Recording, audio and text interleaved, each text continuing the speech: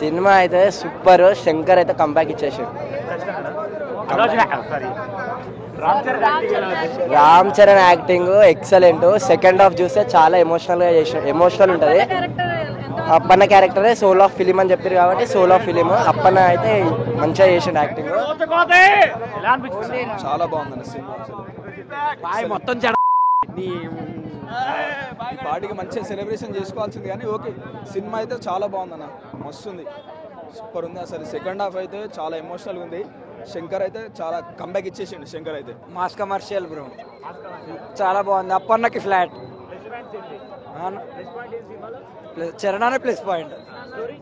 Story కూడా చాలా బాగుంది అన్న. శంకర్ కంబ్యాక్, చరణ్ అన్న అదృష్టం శంకర్కి. బాగుంది బ్రో, సినిమా బాగుంది. శంకర్ కంబ్యాక్ ఫిల్మ్ అని చెప్పొచ్చు.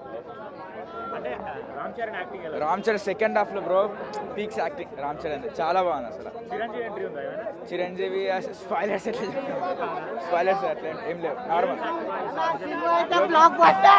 50,000 కోట్లు కొడతా అని చెప్పింది కదా, అది పక్కా కొడతారు సినిమా. అంటే శంకర్ కంబ్యాక్ ఇచ్చిన మొత్తం శంకర్ ని చూస్తారు మీరు. అసలు ఇట్లాంటి స్టోరీ రాలేదు. కొడతాడు ఈసారి. అల్లు అర్జున్ కాదు, ఈసారి మావాడు కూడా కొడతాడు. అంటే బండి రికార్డ్స్ బద్దలు కొడతాడు. బండి రికార్డ్స్ బద్దలు కొడతాడు రామ్ చరణ్. కొట్టే ఛాన్సెస్ ఉన్నాయి, కొట్టేవి. కొడతాడు అని చెప్పలేము కానీ ఛాన్సెస్ ఉన్నాయి. జై చరణ్ స్టోరీ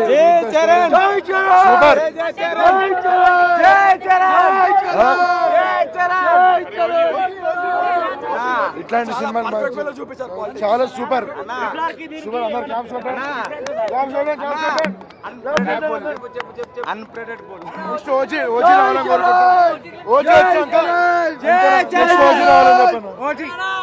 అందరు